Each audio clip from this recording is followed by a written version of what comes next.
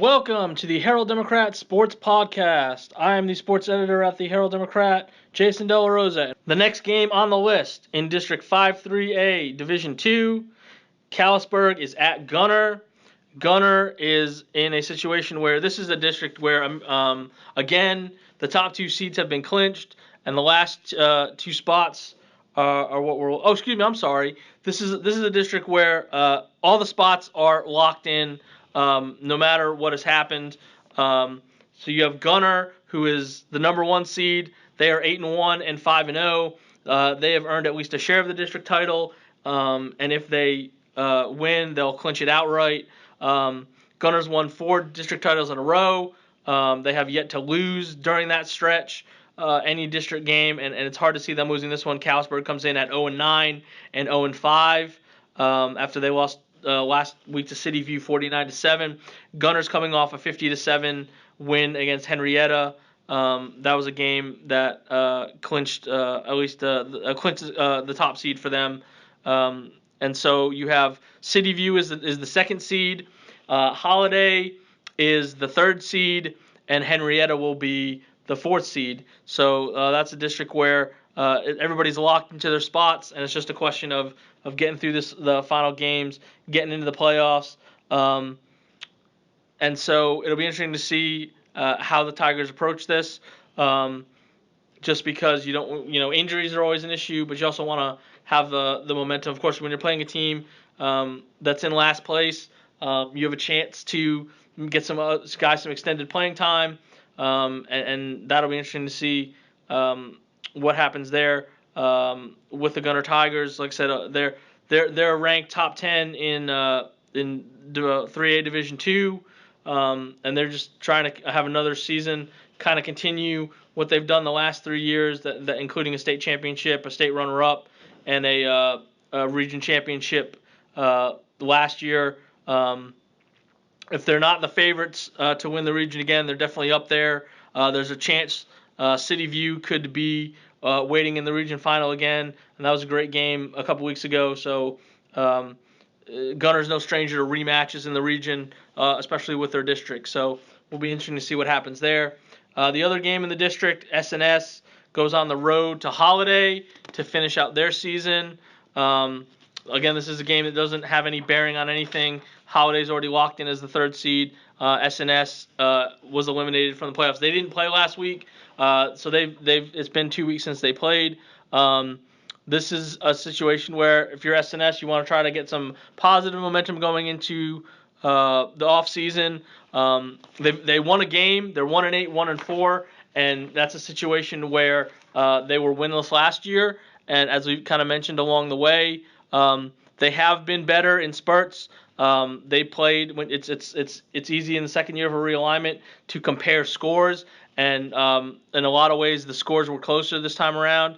In I would say at least half of the games, I think you could say that there was a better effort. And when you have the first year under a new coach and Josh Alleman, and some try to change some things, try to find what works with the personnel that you have and the roster that you have.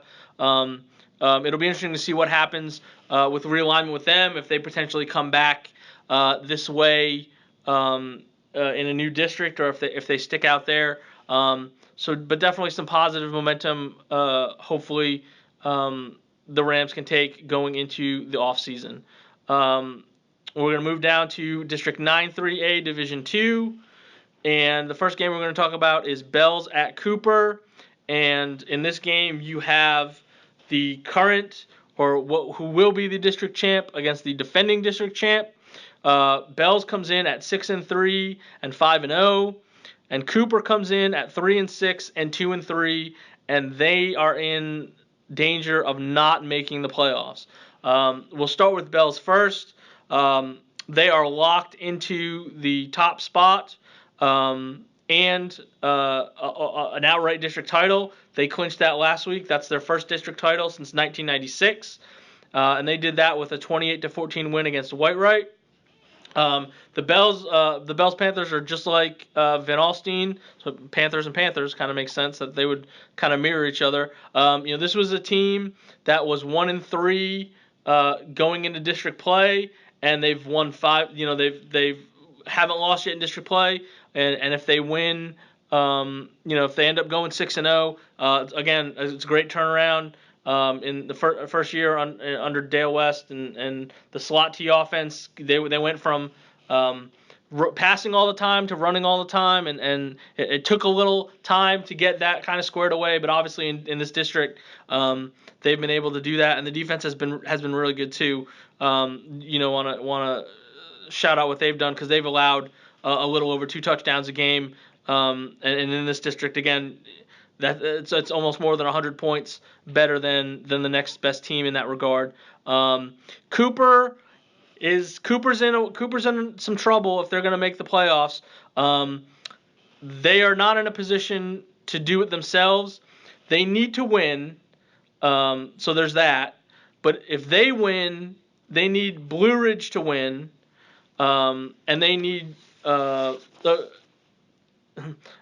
or they need Blue Ridge to lose, depending on what happens with Chisholm, which they would need to lose, and Whitewright to lose. And I know there's I'm sorry. Excuse me, let me rephrase that. Okay, Cooper can clinch the playoff spot. This is why it's hard to explain, because there's 9 different things that have to happen. So Cooper clinches with a win and a Blue Ridge win. So if Cooper wins but Blue Ridge loses, they're out. So there's that. Second thing is, if Cooper loses, they also need Chisholm to lose and Whitewright to lose. So there's a lot of different things that would happen. And so you're looking at 3-way tiebreakers, because you have Bells, like we mentioned, is locked into first. Leonard is locked into the 2nd seed, and then you have Blue Ridge at 3 and 2. Cooper and Chisholm are both 2 and 3, and then Whitewright is at 1 and 4 and is still alive. We'll get to Whitewright here in a minute. Everybody is essentially still alive in this district except for Prairieland, and so you have people that are definitely, and Leonard doesn't play, so you can't rely on the second place team to do anything. Because they have the bye. So Cooper needs to win, and they're probably going to need some help. And like you said, Bells wants to get that undefeated district championship and be rolling when the playoffs get going next week. We mentioned Whitewright. They are hosting Prairieland in the other 9-3A matchup. So this is Whitewright at 4 and 5 and 1 and 4, and Prairieland comes in at 2 and 7 and 1 and 4. Prairieland lost last week 36-6 against Blue Ridge, and Whitewright lost 28-14 against Bells. This is a situation where, like we mentioned, Prairieland is out no matter what. Whitewright's path to the playoffs, if they lose, they are out. So that's easy. If they win, they need help. They win, so you got Whitewright with a win. Cooper has to lose to Bells, and Chisholm has to lose to Blue Ridge. So those are the 3 things that have to happen for a Whitewright playoff spot. It would be their first in 3 years. Like we mentioned before, they've already won as many games this year. The 4 that they have is equal to the 4 that they've won in the previous 2 years combined. And this was a game last year that Whitewright won, and they won big, 54-18. So there's a chance Whitewright takes care of their business, but they need Bells to beat Cooper, and they need Blue Ridge to beat Chisholm. And again, like we mentioned, all those teams have, Cooper has something to play for, Chisholm has something to play for, Blue Ridge has something to play for, and so they'll be scoreboard watching to see what happens after that. And like we mentioned, the 28-14 game last week. I'll throw out some Bell stuff. I missed mentioning that when I was talking about them. This was a game that was, it was nip and tuck the whole way. Bells had a 14-7 lead at halftime, and they made it 21-7 going into the fourth quarter. Rangel Priest for Bells had 23 carries for 216 yards and a touchdown. He also caught a 27-yard touchdown pass from Blake Rowland. Rowland had a short touchdown run, and Bo Baker finished with 12 carries for 73 yards and a touchdown. As Bells ran 50 times for 343 yards. Whitewright, total opposite attack. Marshall Mangrum threw for 302 yards. He was 26 of 41, and threw a touchdown pass to Dylan Cordell. And Mangrum also had 11 carries for 75 yards and ran for a score. Ryan Godby led the way in receiving. He had 8 catches for 91 yards. Aaron Pitt had 8 catches for 81 yards. And they played Bells as tough as anybody's played them in district. They just they were unable to get the job done. But you hold Bells to 28 points. That's a pretty good deal. And so it'll be interesting to see, like we said, who gets what. 2 spots are up for grabs, and 4 teams are in the mix going into this last game. It's a pretty competitive middle of the district there for sure.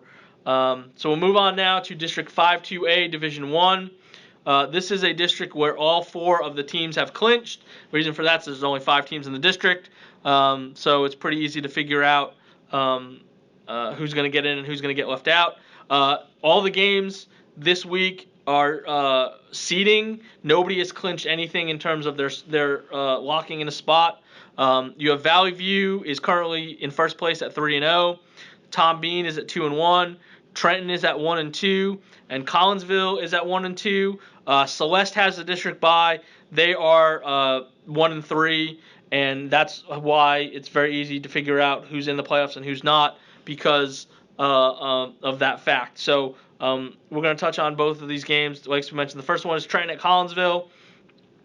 So these 2 teams are tied, as I mentioned, for third place, and Trenton is 4-4, 1-2. Collinsville is 4-5, 1-2. Trenton lost last week against Tom Bean, 32-26, while Collinsville clinched their playoff spot last week by winning 33-0 against Celeste. This is a game where it's pretty simple. The winner gets third place. Gets the 3rd seed. They may share 3rd place depending on what happens in Tom Bean Valley View, which we'll get to here in a minute. And the loser gets the 4 seed. So both teams are in, but you want to get a better seed. So it'll be interesting to see what happens there. As we mentioned with Collinsville last week, they pitched a shutout over Celeste. They held them to under 150 yards, forced 4 turnovers. Luis Hernandez had 18 carries for 120 yards and 3 touchdowns. Also threw a touchdown pass. So that's Collinsville really needed that. There was a chance if they would have lost, that they would have been out. Celeste would have been in, based on the other games and everything. So they had to win. It was a must win for Collinsville, and they have a cushion, but you don't want to be the 4 seed. You want to be the 3 seed. Trenton, to throw in about them, this is the best season that they've had since they moved up to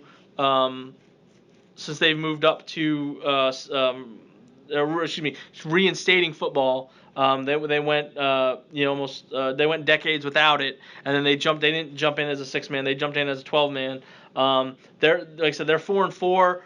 The best season since 2012 had been 3 wins twice, and this is their first playoff appearance since they brought football back. So they're excited about what they're doing. They want to get the best seed possible. So that should be an interesting game between the 2 teams.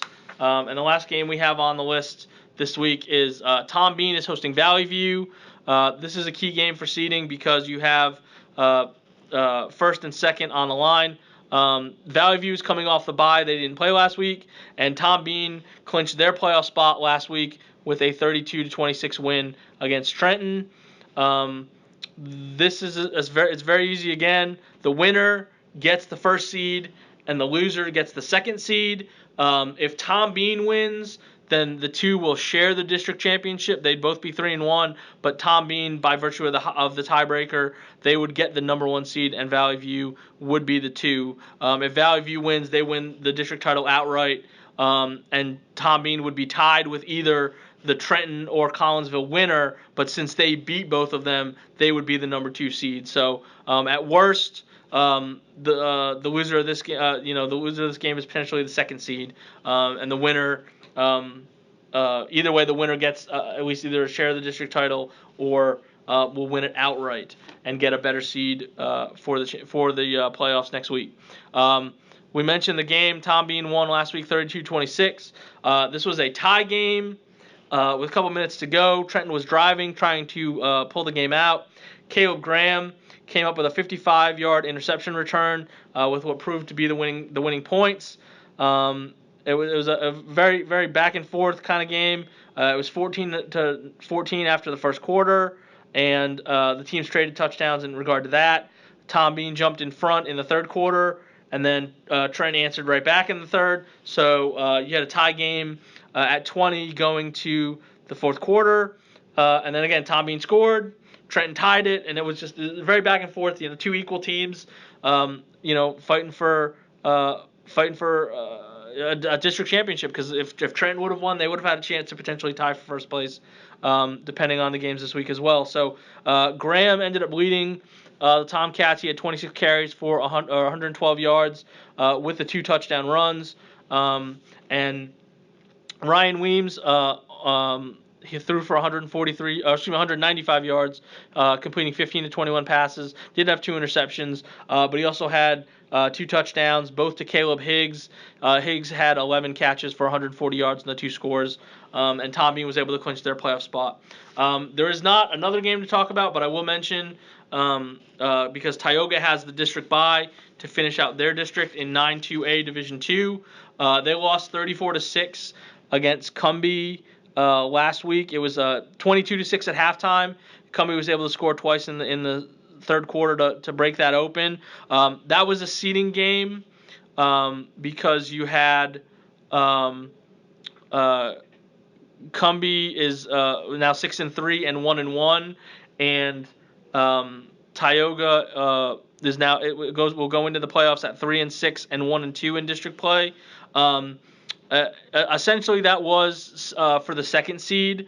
If Tioga would have won that, they would have been the second seed behind Munster, which is the district champ at 3-0. There is a chance there could be a 3-way tie for second place. Cumbie plays at Era. Era's 0-8 and 0-2, and so it would take a monster upset for that to happen. And so you'd be looking at Era, Tioga, and Cumbie would all be at 1 and 2. But if you're a Bulldog fan, you're basically going to be the third seed. Cumbie's looking to be the 2, Tioga the 3, and Era will be the 4 seed, since there's only 4 teams in that district, and everybody goes to the playoffs. So unless something crazy happens, your Tioga, you're looking at the 3 seed. That is an improvement over last year, like we mentioned. Tioga only won 1 game all of last year, and they finished 3-6. They didn't get to a 10th game because of some schedule quirks, because Campbell dropped out of their district and they weren't able to replace them this late in the season. That's who they would have played this week, but instead they had an extra bye because of that. So they only won 1 game last year and got 4th place. They go 3-6 this year, finish in 3rd place, and that's a nice improvement for the Bulldogs. And we'll see who they end up getting again. That's technically have to wait and see what happens with their seeding, and we'll go from there. So that's a look at the games in the final week of the season. A look back at the games from last week, week 10, and we'll see what happens. If anybody can sneak into the playoffs, see who locks in their seeding and their playoff matchups. And we will talk about those next week, hopefully either on Saturday or early next week. We'll have those. You can either follow me on Twitter. That's at Jason Delarosa. That's DELLAROSA. It's all one word. You can follow me on Twitter. I post all the pairings there. If you're not already following me, what are you doing? But we'll put them there. It'll be in the paper starting on Wednesday. Starting on Wednesday's paper, and so like I said, we'll probably have a handful of games on Thursday, and then the rest of them will be on Friday, depending on availability of stadiums. We always seem to have 3 or 4 games on the opening Thursday. So it'll be interesting to see what happens. It's exciting this time of year, and hopefully we'll have a couple more teams. I know all the Sherman and Denison fans are hoping that their teams can get in. Sherman, it would be the 3rd year in a row that they make the playoffs, and Denison's trying to get back in after missing last year. So we'll see what happens this Friday. Good luck to everybody, and we'll get ready for the playoffs next week.